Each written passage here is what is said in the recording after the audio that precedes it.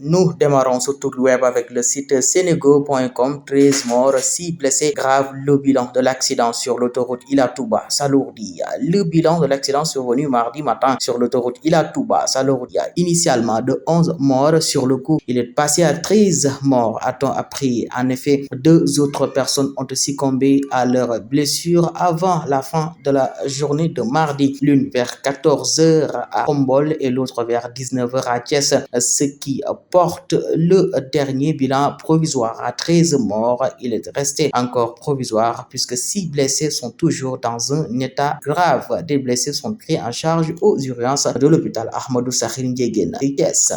Et puis, Dakaractu.com nous parle de cette situation des étudiants de l'université Sine Saloum de El Hadj Ibrahima Niass de Kaolack. Ce mercredi 28 janvier 2025, les étudiants de l'université du Sine Saloum El Hadj Ibrahima Niass de Kaolack ont fait face à la presse pour exprimer leur mécontentement concernant leurs conditions d'apprentissage et les promesses non tenues des autorités, notamment le ministre de l'Enseignement supérieur, de la Recherche et de l'Innovation, Dr As Abdourahmane Diouf. Ces jeunes du Temple du Savoir exigent des autorités qu'elles respectent des engagements pris pour améliorer leurs conditions d'études. Ces étudiants dénoncent également le mutisme des autorités et menacent de passer à la vitesse supérieure, avertit Ousmane Niang. Pour rappel, hier mardi, les étudiants de l'UCN campus de Fatick ont manifesté leur mécontentement en bloquant la route nationale et en brûlant des pneus pour réclamer l'achèvement des travaux de leur campus.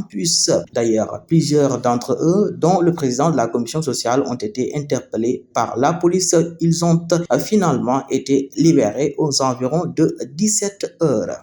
Enfin, presseafrique.com, migration circulaire. Au moins 370 Sénégalais auront l'opportunité de se rendre en Espagne cette année dans le cadre du programme de migration circulaire liant les deux pays. L'annonce a été faite par le secrétaire d'État aux Sénégalais de l'extérieur, Ahmadou Seri Diouf, dans un entretien accordé au journal Le Soleil. Jusqu'à présent, la durée du séjour était limitée à 3 mois. Toutefois, Ahmadou Seri Diouf précise que selon les nouveaux termes de l'accord, les travailleurs saisonniers pourront désormais exercer en Espagne jusqu'à 9 mois par an. Et c'était là les informations au tout web dans ce 19h.